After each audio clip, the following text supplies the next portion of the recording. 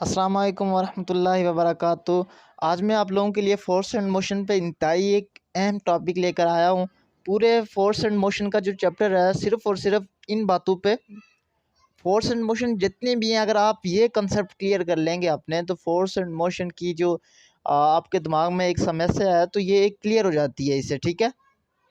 आपके दिमाग में जो लोड है फ़ोर्स एंड मोशन पे के जो न्यूमेरिकल हैं, अगर आप सिर्फ ये कर लेते हैं तो आपको सारे के सारे कॉन्सेप्ट क्लियर हो जाते हैं अबाउट फ़ोर्स एंड मोशन के लिए, ठीक है। हमारे चैनल के साथ जुड़े रहने के लिए आप इसे सब्सक्राइब कर दें और बेल आइकन भी दबा दें, ताकि आपको आपकी एजुकेशन के मुताबिक नोट्स मिल सकें और आपकी तैयारी अच्छी हो सके, ठीक है। हम चलते हैं अपने लेक्चर की तरफ। आज हमने फ़ोर्स एंड मोशन के बारे में डिस्कस करना है, ठीक है। फ़ोर्स क्या होती है और मोशन क्या होती है, ठीक है। तो जितनी भी इम्पोर्टेंट चीज़ें थी मैंने यहाँ पर लिखी हुई हैं, ठीक है। इंतहाई बेहतरीन अंदाज के साथ लिखी हुई हैं, देखते हुए आपको समझ आ जाएगी, ठीक है। अगर आपको फिर भी समझ नहीं आती तो आपने मुझे कमेंट्स करना है, ताकि मैं नई वीडियो जो बना सकूं, एक एक वर्ड करके आपको मैं वाइट बोर्ड पे समझा सकूं, ठीक है। ये आपके सामने है। मुझे इसे बोर्ड पे समझाना चाहिए था, लेकिन मैं किसी वजह से बोर्ड पे समझा नहीं सका। लेकिन यह है कि मैंने लिखे हुए हैं, इंपॉर्टेंट चीज़ें लिखी हुई हैं, ठीक है। तो सबसे में पहले हमने क्या लिखा है, पैरामीटर ऑफ मोशन।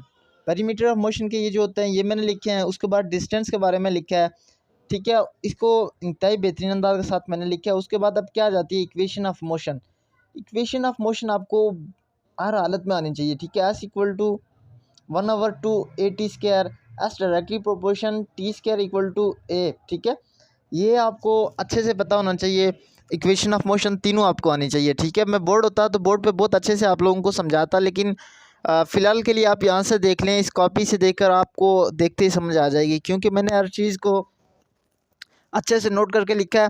तो आप इसे एंड तक लाजमी देखिएगा, ताकि ये जो बेसिक कंसेप्ट हैं आपके माइंड में ये आ सकें, ठीक है।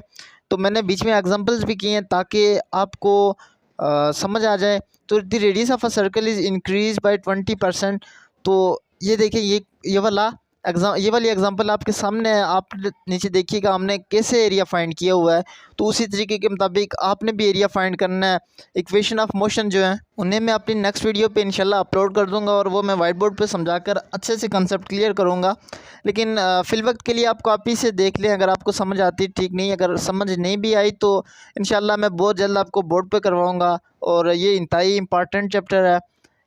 बाज़ औक़ात अक्सरियत में आप देखें, अगर जब आप फील्ड में जाते हैं तो अक्सरियत में इससे क्वेश्चन बहुत ज़्यादा पूछे जाते हैं, ठीक है। आप किसी नेवी, आर्मी, एयरफोर्स का टेस्ट देने जाते हैं तभी ये चीज़ें इंक्लूड होती हैं। ये वो चीज़ें हैं जो इंतहाई इम्पॉर्टेंट हैं, और जो करना, ये जानना हर एक के लिए ज़रूरी है।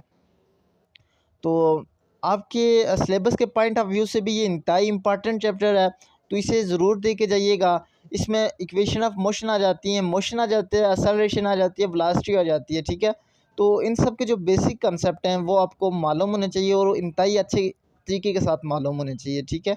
ये वो चीज़ें हैं जो बिल्कुल मैंने स्टार्ट से लिखी हैं। वो बच्चे जिन्हें बिल्कुल भी कंसेप्ट नहीं पता था, वो भी अगर ये अच्छे से देखेंगे, इसे समझेंगे, तो उन्हें भी समझ आ जाएगी, ठीक है।